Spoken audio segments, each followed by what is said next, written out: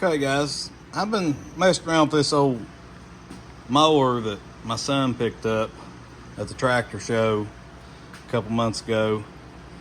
And honestly, I wasn't planning on filming any of this, but I thought it might turn out to be something interesting. I don't know.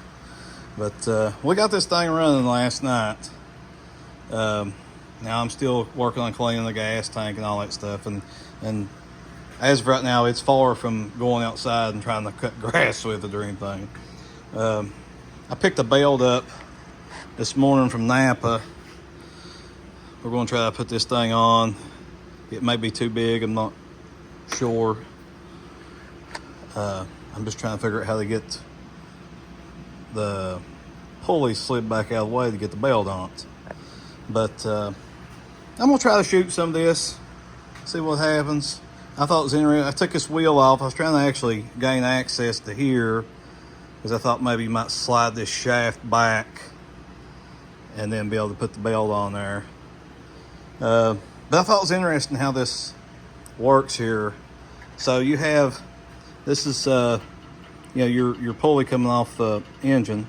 So once it's running, this is spinning all the time. And then here's your engagement pulley.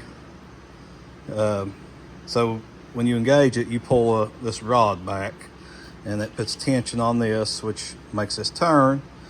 And I don't know if you can see down inside here because I don't have it apart yet, but there's a sprocket and a chain in there.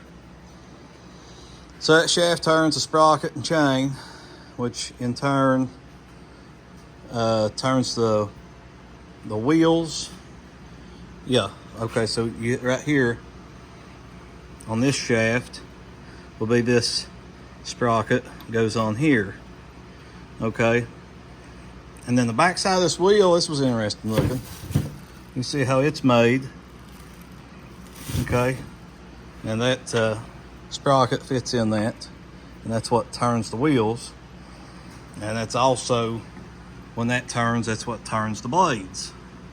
But all this chain, everything in here right now, it's all rusted up solid. So that's part of the process right now. See if I can get all that broke free. But at this moment, I'm just trying to see how to get a belt back on here to see if the belt I picked up even fits. But yeah, I've got the gas tank soaking in some evapor rust. It mounts on top here, little round tank, and we'll work on getting fuel lines and stuff hooked up. But yeah, I just ran a little bit last night just by pouring some gas into the fuel bowl, and it fires right up, surprisingly. That's burning a little bit of oil right now, but that's to be expected. It could be war, or it could just be from where it sets long, the rings aren't seated. But yeah, now one thing that happened this morning, I did not film or anything, but I brought Jake out here, wanted to show this to him. And when I went to pull it, it wouldn't start, but it also, I ended up shearing the brass key steel that had on the, I'll show you, on the flywheel side. Well, actually, here's another engine just like it, another REO engine. We picked this up last weekend at the tractor show. But that key steel, get that right there. You see the keyway. There's a piece of brass, like a half moon key goes in that. Okay, well, so on this one, we ended up shearing that. So this flywheel was just spinning without turning the engine. So I pop it off. Luckily we've got this engine. I just steal this one out, put it in here, go on, put it back together, pull it again, and it's like this didn't get tied enough. It was loose again. So I pull it back off, and luckily it didn't break it, it just popped loose.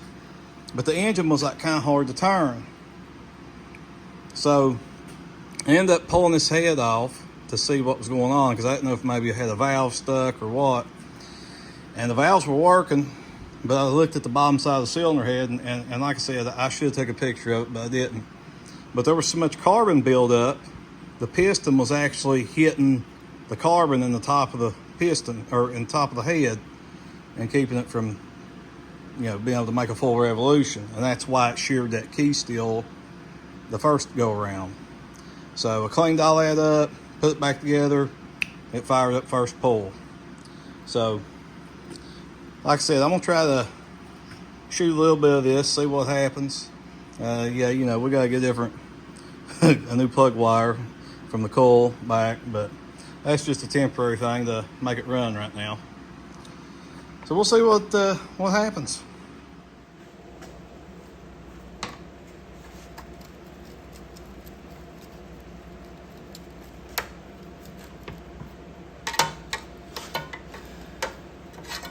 Really not sure if I'm even doing this the right way, but I took 2 bolts out. I don't see any more. I don't know if it's just rust holding it or what.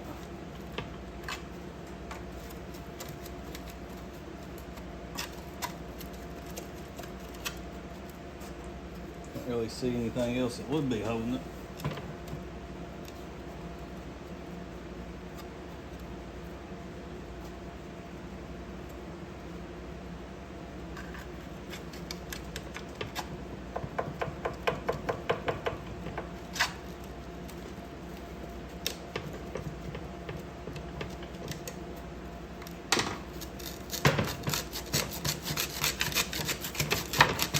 Trying to come.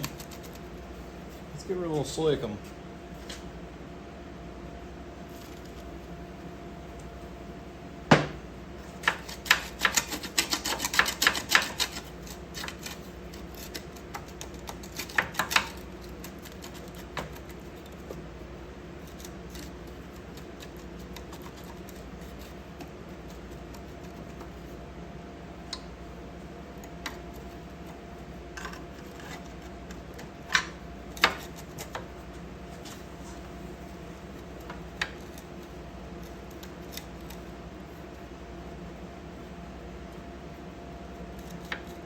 Can't tell if it's supposed to slide over that shaft or what it's supposed to do. Okay, I think I got it. I had this shaft that the wheel goes on has a nut on the back side that was stuck, and I've heated and beat on it, and I think I finally I got the nut off of it, so this should come out.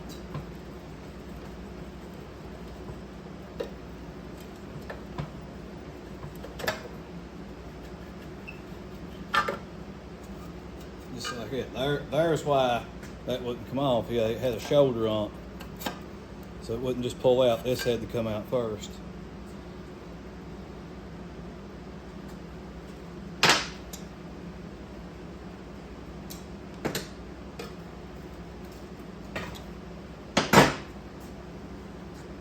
Now we'll see if we can get the rest of this cover off, which may be impossible too. This one shouldn't be. It looks like it's got the nut gone off of it, so we just push that one out. Get a bigger screwdriver.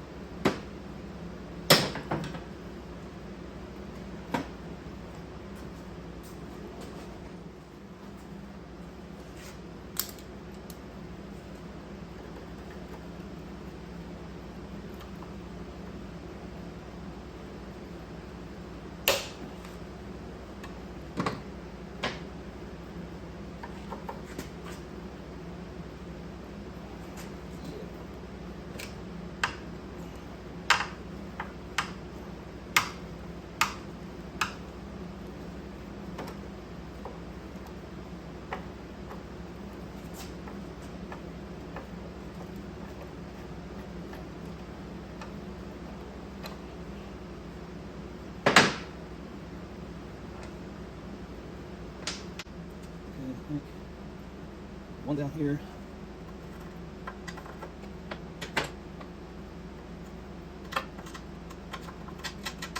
one's gonna probably be tough. It's all the way on the bottom. Can't see the back side of it.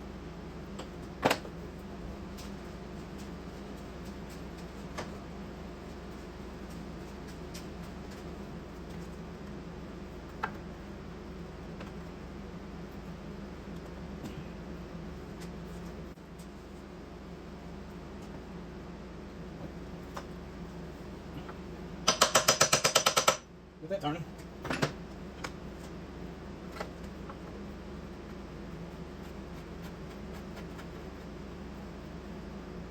Yeah. Okay. We just got one more right here, and I'll probably have to cut it off, I'd say.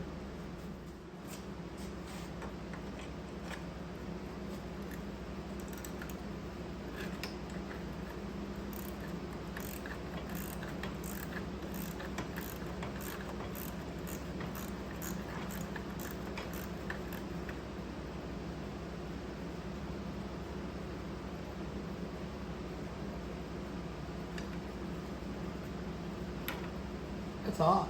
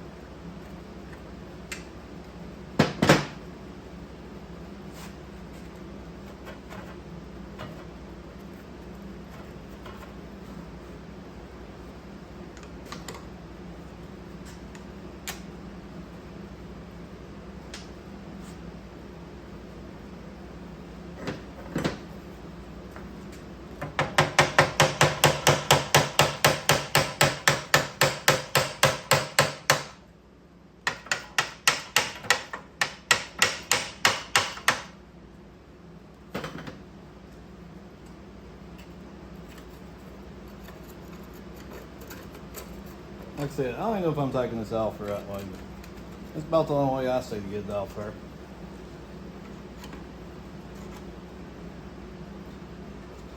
Get some of the junk off of here.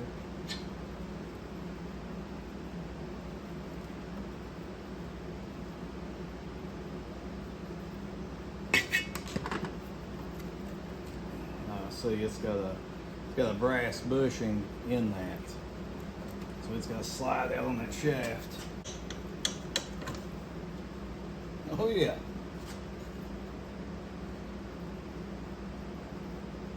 Let you guys check out the carnage here.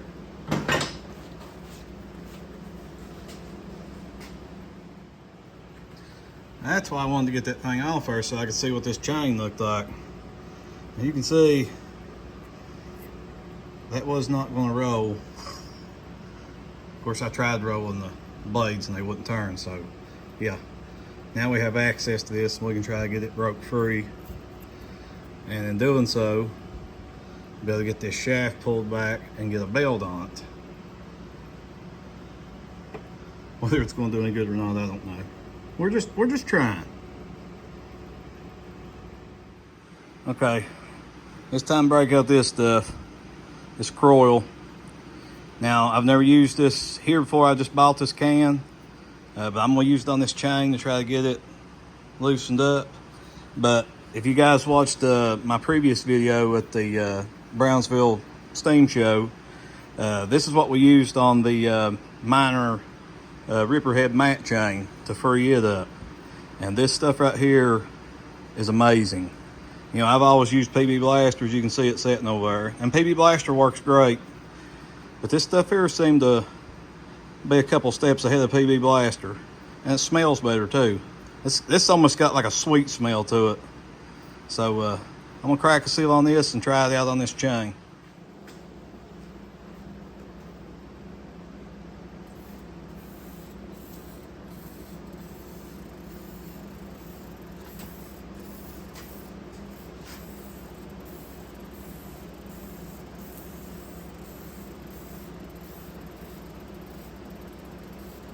I know I can get a new chain put on here, but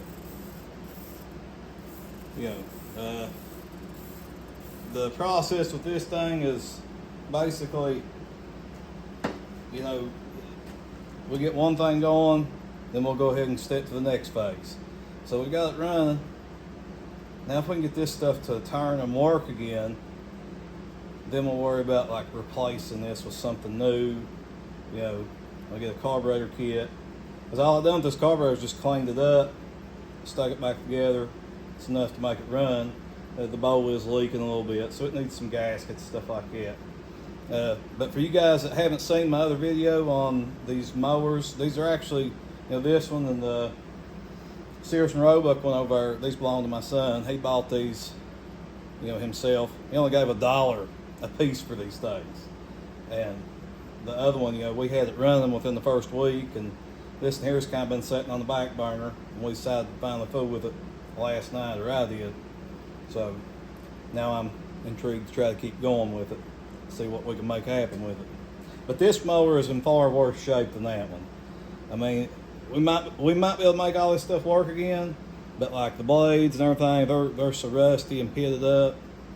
It's not real good, but still it's a cool piece and interesting history behind this company and the engine, the design of that engine. So I'll put a link in the description to the website for this outfit. And of course they don't exist anymore, but there is a website out there that tells you the story behind it and everything. So I'm gonna beat around this chain so if we can get the free up.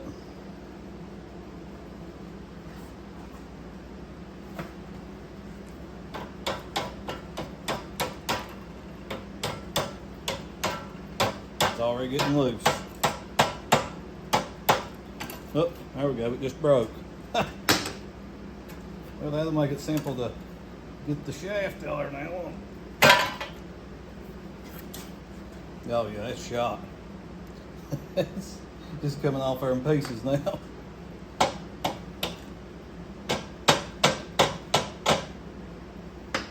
Well, there's that.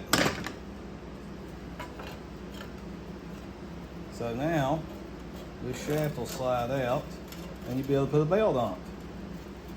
But while we got this far, we're going to pull this out and clean all this up, re-lube all this stuff. But I guess we still won't get the mow with it or try to run it because it's we don't have a chain for it now. Well, I thought I had a solution. I went there and found an old bicycle chain. I was going to put it on here, but it's a little bit different size. It don't quite fit on the sprockets like it needs to. So I'll have to do some research, figure out what size chain this is. It's supposed to be on here. Because there's no way you'll be able to read anything on it, but try to figure it out. So guys, that's all I got on this one for now. I end up getting a new chain for it. I've got the chain on it, but I've yet to get a belt that's the right size. I'm going to have to go down to about a 16-inch or a 17-inch V-belt. So I got to pick one of them up yet and get on it before we'll be able to actually test it out. So, yeah, that's all I got on this one. Appreciate you guys watching, and look forward to the next video.